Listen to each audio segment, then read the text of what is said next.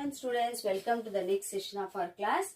Yesterday we discussed about the Penugolu village surrounding surrounding hills. Today our topic is Podu. What is Podu? Let us discuss. Podu is a type of agriculture which practiced by Koyas. Okay. So here in the Penugolu village, which tribal community is living? Koyas. And these Koyas use a different kind of technique to grow crops. So the Koyas, they will use a different kind of technique to grow crops, that is called Podu type. So Podu is a traditional practice. What is a Podu? It is the traditional. That means these people.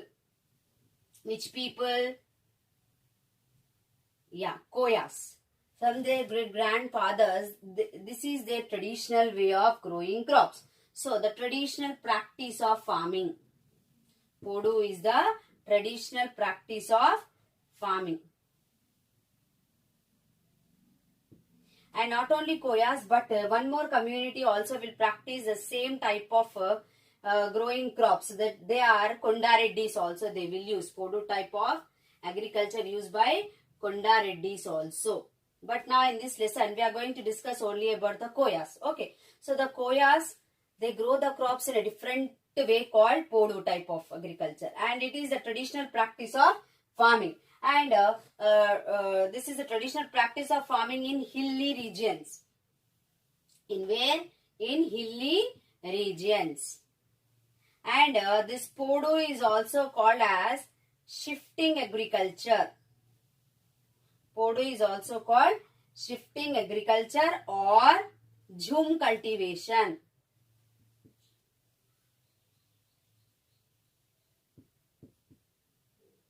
Okay, students.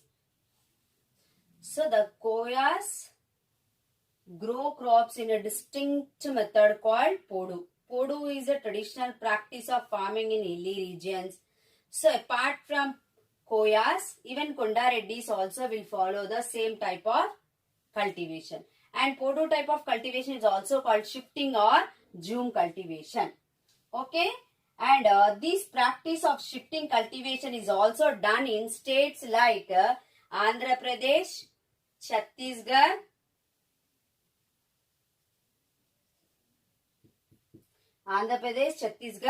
Arunachal Pradesh.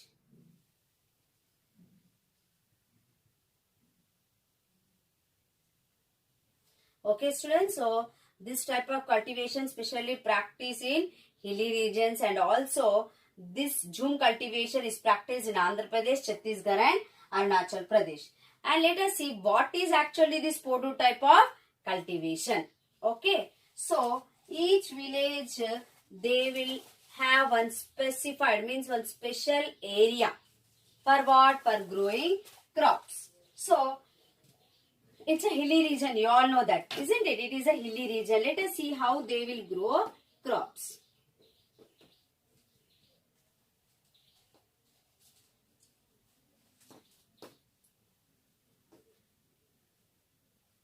Okay. So, each village has a specified area or hill that they can use for farming. So, one area they will take, and in that area only, they will clear the patch of forest. This is the forest only. You know, when our professors went to Penugolu village, they have seen some areas of are cleared. So that areas only this. So some of the one particular area they will choose in the forest. That area they will clean. All the trees and plants they will remove. Patch of forest they will remove and they will burn it. They will cut down the trees and they will leave them for drying and they will burn it. Okay. And then they grow crops on it. So what they will do, one area they will take, that they will clear, that all the trees, plants they will clear and they will burn it. And then they will grow crops here for few years. In this patch, patch means a piece of land. So what they will do, for few years they will grow crops. After that, that patch of land they will leave. Few years they will grow crops. For example, this is big forest. In this one, many acres of land they will take. All the villages, all the tribal people in that hilly region, they all will grow crops.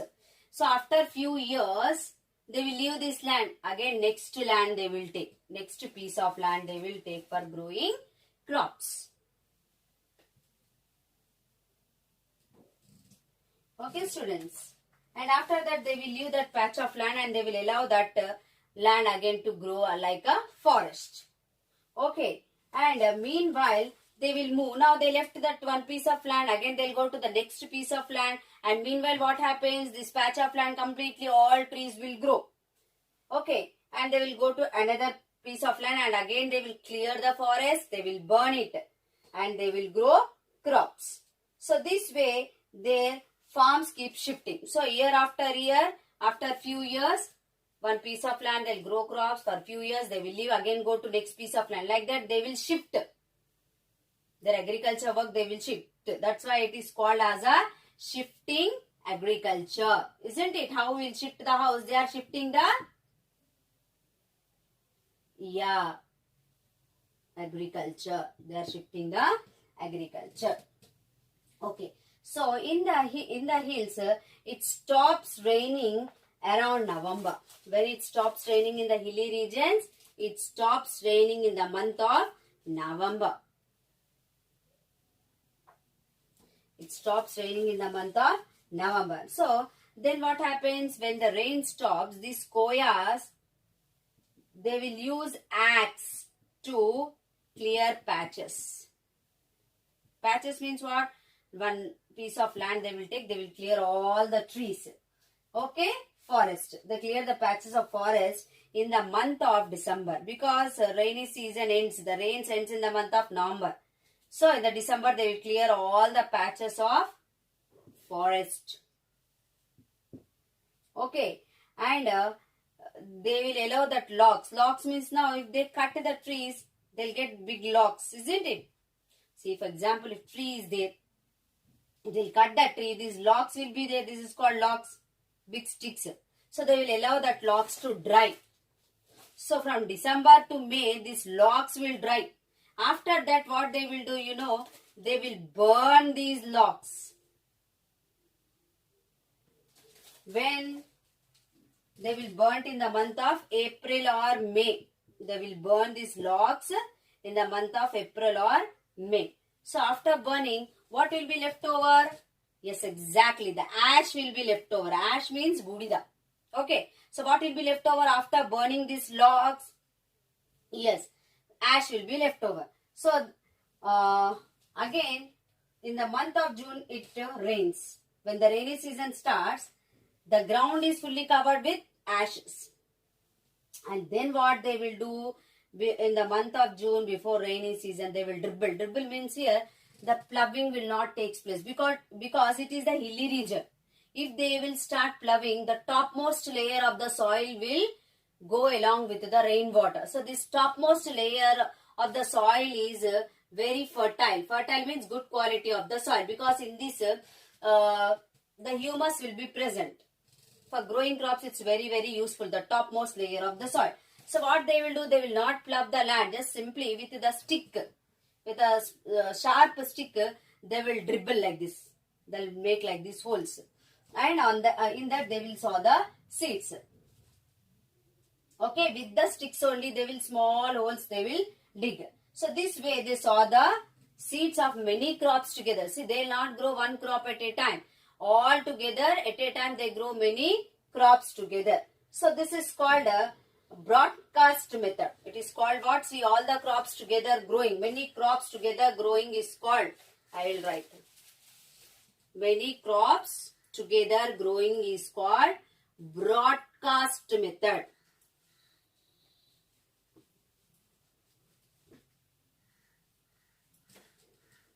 Okay, many crops together growing is called what? Broadcast method. It's called broadcast method. So now in modern time, how our farmers will grow? 1-2 crops. That's it at a time. But they will grow many crops together. It is called broadcast method, spreading the seeds on the ground. Okay. And they do not use plough here. They do not use any plough, I said. They'll take the stick and just they will dribble. Dribble means small holes they will make with the stick. And they will sow the seeds. And one of the reason for not using plough here is on the hill slopes, if they plough, they will lose the topmost layer of the soil, which is very, very fertile. So whenever it rains, what happens? If they plough the land, the topmost layer of the soil with the rainwater, it will flows. Okay, then what happens? The fertile soil becomes infertile. Okay. So farmer want the ashes and the dead leaves. Already we have seen they will burn the logs and they will remain ashes like that on the ground. So this ashes and the topmost layer of the soil, humus, these both the works like fertilizer, humus and ashes.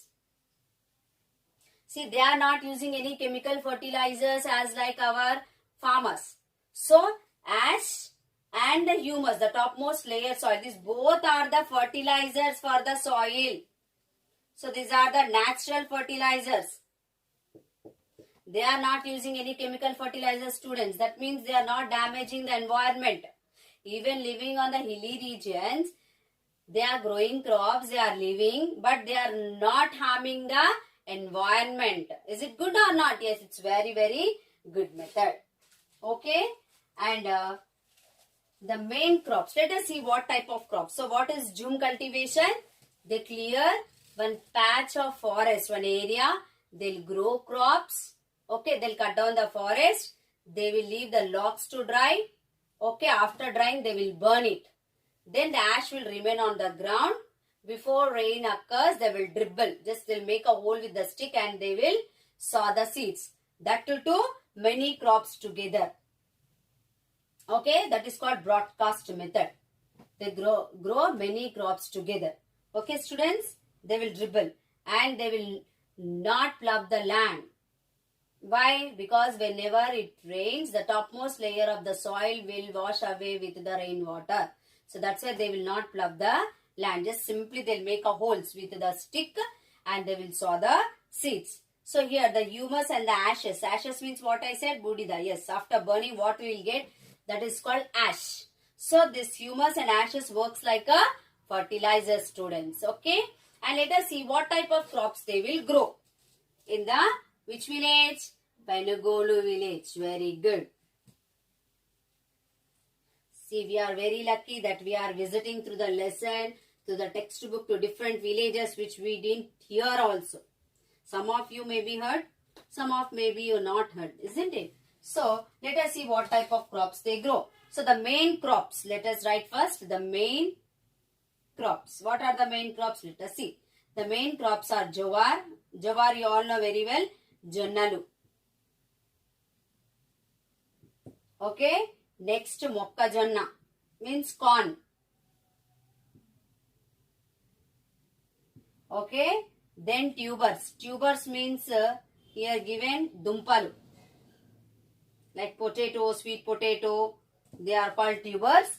Then millets. See, millets you all know very well, nowadays very famous. Samulu, Karralu, they are all called millets.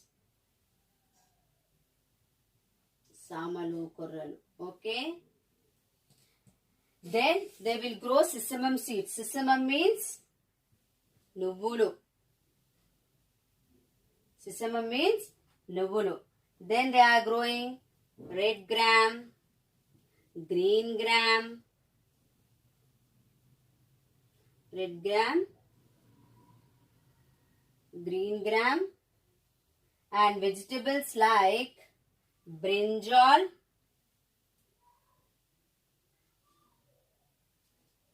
okay, then chilies, green chilies, then they are growing gongura. You know gongura? Yes. Rosalis leaves. Okay. And see, so what are the main crops here? Jowar, corn, tubers, millets, sesamum seeds, red gram, brinjal, green chilies, and gongura. These are the main crops here. Okay. And they grow mixed crops, and here irrigation only rains. Okay. So how they will irrigate? Rains. They grow mixed without any irrigation. So not water from Vamshadhara canal and all. See here, sorry. They depend upon the rains only. No irrigation here. Only they depend upon the rains. And whatever they grow, it is sufficient for them for 6 months. Whatever they grow, it's sufficient for 6 months for them. And these fields are near to the forest. Already in the forest region only, some part they will cut and use, isn't it? So, here, what will attract? Yes, exactly. The animals will attract. When they grow crops, the animals may come and spoil their agriculture fields.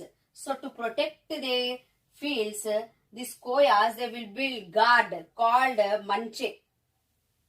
Guard means to protect. Okay, this is called manche. Manche.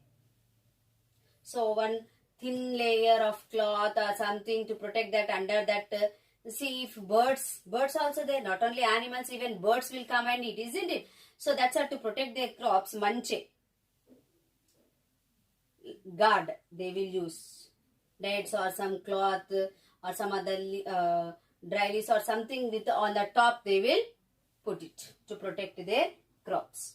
Okay, and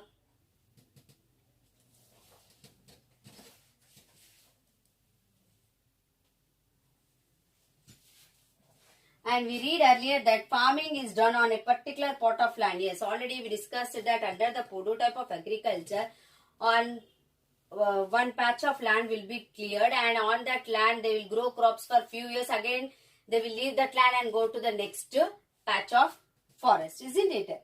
So, in olden days, on an average, each family. So, let us see how much of area they used to clear and use. Shall I rub this?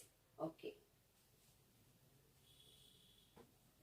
So, in the olden days, how they used to take the land. See, many families will be there. Each family, how much land to be taken, how they have distributed without fighting. Let us discuss. So, in olden days, an average each family they used to clear 2 to 2.5 acres of forest land. Acres of forest land. Okay. So, under Podu type of agriculture, each family, how much land they will take? 2 to 2.5 acres of land per each family. So, the average yield of jowar, so per acre, 2.2 to 2.5 acres of forest land. So, in each acre of land, they will grow 250 kilograms of jowar. 250 kilograms of jowar. Okay. The average yield of jowar per acre is 250 kilograms per acre. For each acre, they will get 250 kilograms of jowar. So each family harvested about 600. Each family harvested how much? 600 kilograms. Kilograms means what? Kgs. Okay, each family 600 kilograms of jowar. And apart from this, 150 to 250 kilograms of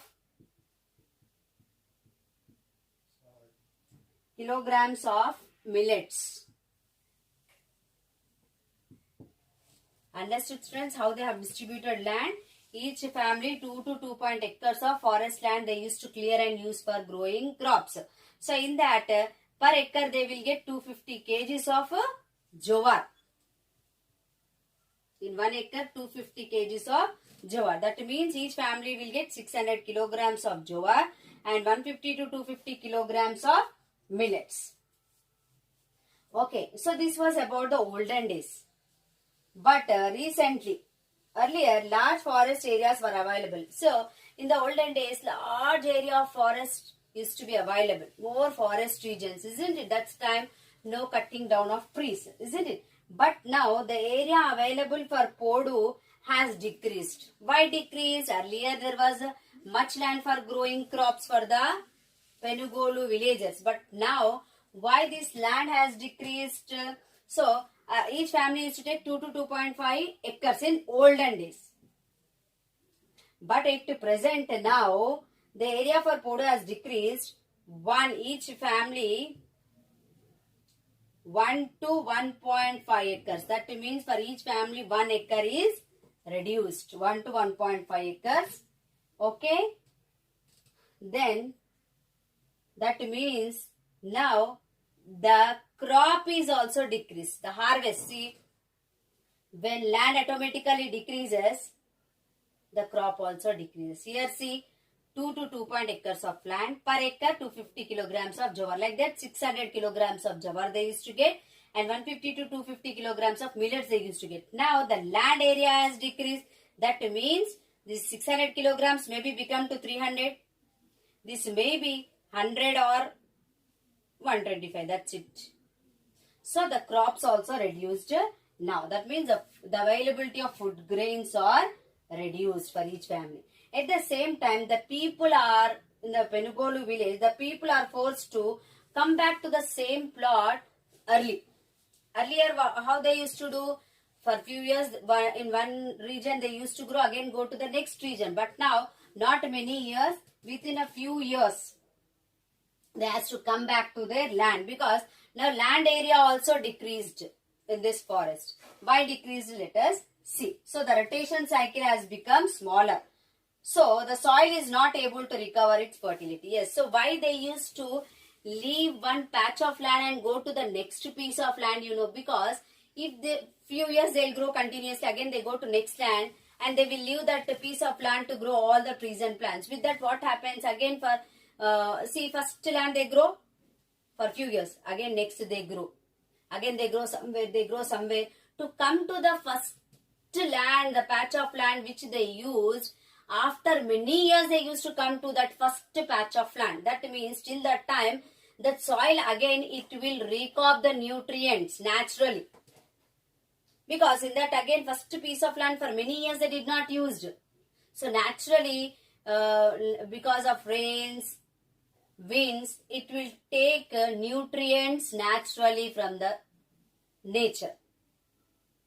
So in that way, the soil fertility used to be increased. But now, the acres of land for each family decrease and they are forced to come back to their first land very soon. That means that fertility, the soil cannot recover the fertility. Recover means again it cannot take fertility, because very soon they are coming. Very soon they are coming back to the land. So Zoom shifting agriculture means one piece of land they will clear in the forest. They will leave the logs. After drying, they will burn it. Then they'll get ash. Ash works like a fertilizer. They'll grow crops. Like that, forest will be very, very big. So after maybe 20 years or 10 years after, they'll come to the first patch of land. Till that time, these many years, again that soil will get lot of fertility. Fertility means the quality of the soil increases. But now they are coming very soon back to this land which they used earlier.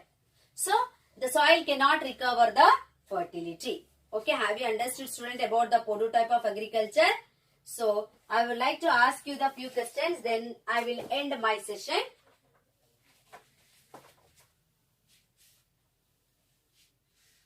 Okay.